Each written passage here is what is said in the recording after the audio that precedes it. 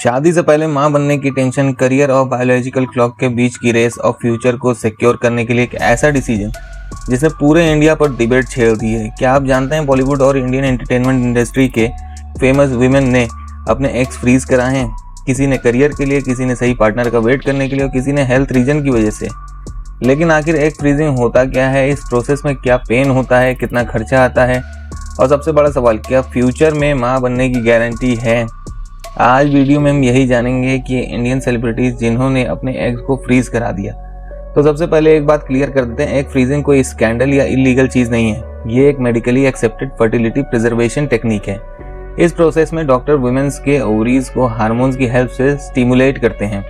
जब egg mature हो जाते हैं तो उन्हें छोटी मेडिसिन प्रोसीजर्स के थ्रू कलेक्ट करके बहुत ही लो टेम्परेचर पर स्टोर कर दिया जाता है। फ्यूचर में अगर वुमेन चाहे तो इस एग का यूज करके आईवीएफ के थ्रू प्रेगनेंसी के लिए एक्टिव हो सकती हैं।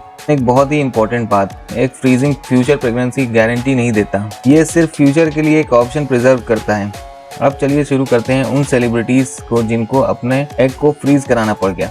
सबसे पहले सेकंड नंबर पे है अपनी प्रियंका चोपड़ा। आज प्रियंका चोपड़ा एक सक्सेसफुल एक्ट्रेस नहीं बल्कि मदर भी हैं, लेकिन बहुत कम लोग जानते हैं कि उन्होंने भी अपना एग फ्रीज कराया था। एक पॉडकास्ट में प्रियंका ने बताया कि उन्होंने अपने मदर को, जो खुद डॉक्टर हैं, की एडवाइस पर 30s की एज में एग फ्रीजिंग कराया। उस वक्त प्रियंका का करियर पीक पर था, हॉलीवुड प्रोजेक्ट्स, इंटरनेशनल ट्रैवल्स और पर्सनल लाइफ भी सेटल नहीं हुई थी। उन्होंने कहा कि उन्होंने ये डिसीजन लेने के बाद काफ़ी मेंटल पीस मिला, क्योंकि उन्हें लगा कि अब उन्हें बायोलॉजिकली क्लॉक की वजह से जल्दी शादी प्रेगनेंसी डिसाइड करने की ज़रूरत नहीं। बाद में प्रियंका और निक जोनस पेरेंट्स बने, लेकिन प्रियंका ने कभी ये क्लेम नहीं किया कि उनकी motherhood journey directly frozen egg की वजह से हुई।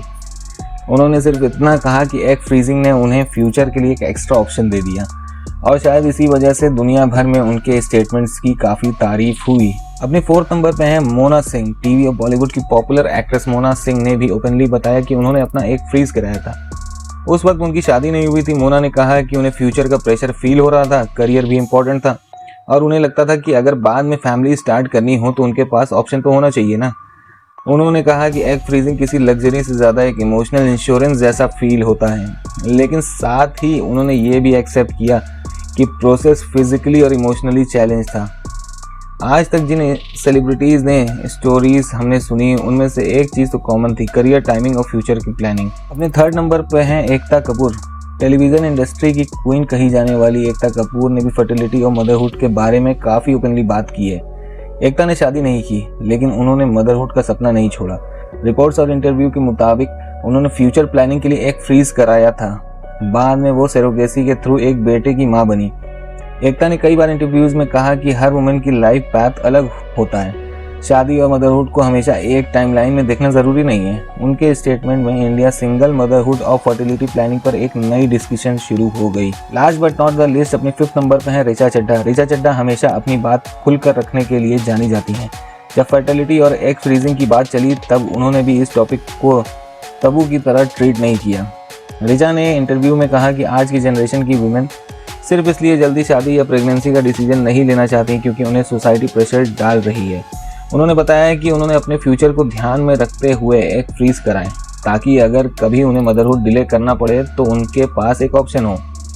ऋचा को मानना था कि टेक्नोलॉजी का यूज सिर्फ करियर के लिए नहीं बल्कि अपनी लाइफ का डिसीजन अपने हिसाब से लेने के लिए भी होना चाहिए।